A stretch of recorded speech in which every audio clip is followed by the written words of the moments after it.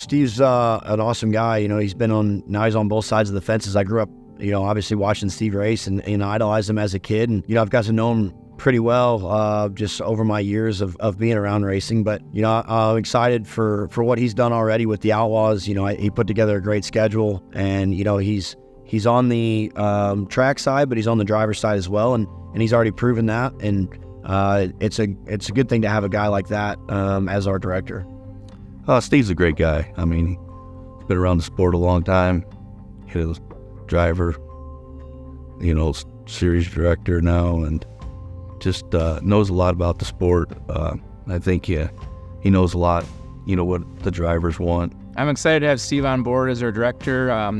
He's done a good job. He cares about our series. He knows the dirt cars. He knows the drivers, and so far he's done a really good job of catering to all of us, just making sure we have what we need and making sure we're happy and ready to go out and do our job.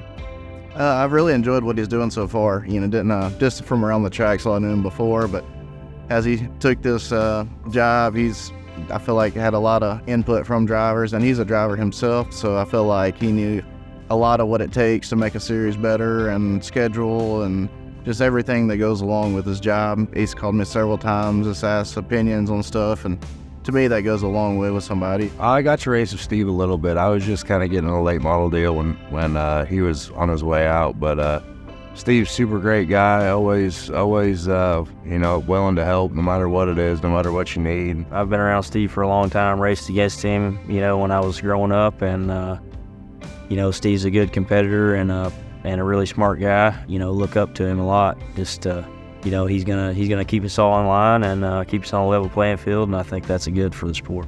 Our friendship's good, and him being a series director, him knowing being a racer before he become a series director, I think is good because you can look after both parts. We know the series has to make its ends meet, and we know the racetrack's got to make ends meet, and the racers also too. So with all three of them being, if a problem happens and you fix it amongst each other instead of just going one way, that makes it a lot better. Good guy, good racer, and I think he was pretty successful at what he's doing. And with that being said, I think it makes a great race director is a guy that's been there and done it just like we have, and understand the side of it, the business side of it for the series. I think the main thing that he's been up and down the road for a long time, so he knows how tough this is. So he's, I feel like, got it laid out the best for the driver that I've seen in a long time. What are your initial thoughts on what you just saw? I think everybody was very complimentary. I think everybody was very politically correct. We know we're going to make some mistakes. We know I'm going to make mistakes. Racers are going to make mistakes. But I think they all got the gist of, pretty much everybody at World Racing Group got behind me when I took over as series director and put our heart and soul into building this thing to what we want it to be. And I think they've seen that. The racer knows that we can't always agree with the series or the racetrack. It's not a perfect world. But they also are smart enough to know that it's a moving piece all the time. The parts are always moving, conditions always changing, weather, all those things. But the main thing the racer wants is just to be, even though they know we're not going to agree all the time, they want to be able to be heard and at least voice their opinion is what I got from the biggest thing I got from that. Steve Francis has been a fixture on the dirt late model scene for decades. The Kentucky native won nearly 300 features and captured the 2007 World of Outlaws Championship during a Hall of Fame driving career. Francis knows his time behind the wheel and on the road prepared him for his current role. I understand the travel that's involved and how hard it is on family life and the hard parts of, I know what it's like when a guy wrecks it. We're getting ready to start 7 out of 9 days of racing and a guy blows a motor on the first night or he wrecks a car on the first night. I know those feelings because I've done that. Me and Steve become friends way back when I first started being outlaw in 2004. We started traveling down the road together and racing, and then him and Eckert and a couple other guys that was original Dirty Dozen took me under their wing and helped me explain how things happen on the road, and it just grew from there. I paid every one of these bills going up and down the road, and I know when I can about look at a racer when he's walking toward me and know what his problem is or what he's going to want to talk about before he gets there, because I've been there and done that too. The racer in me always wants to give the racer everything, but yet I know the track has to make money and the series has to make money and all these things have to survive. Steve is working to make sure that the World of Outlaws Case Construction and Equipment Late Model Series has 12 to 15 healthy full-time teams.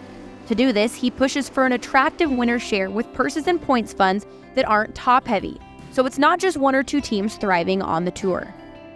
My goal is to have a 50 race schedule that has the right amount of crown jewel, the right amount of, I don't want to use this in the wrong word, but the old school racetracks that have that, that aren't so polished and, perfect in every aspect. We want a little that old school grassroots deal too.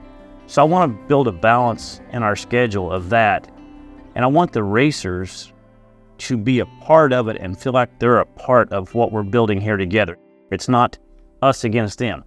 We're building this together, because without the racers, we don't have World of Outlaws late models. Without the World of Outlaws late models, the racers don't get a race for the money and the points funds and things that they do. When it comes to the overall state of dirt track late model racing, Francis says it's healthy but overcrowded, with some teams having 120 races on their annual schedule. Our number one goal here in the company is butts in the seats. We want fans at the races above all and everything else. Because if we've got fans at the races, the t-shirt vendors are making money, the track is making money, the track wants the series back, and the drivers are making money. So goal 1 is always butts in the seats. And World Racing Group has managed to put together, the fan engagement team that entertains and makes it more pleasant for the fan throughout throughout our event.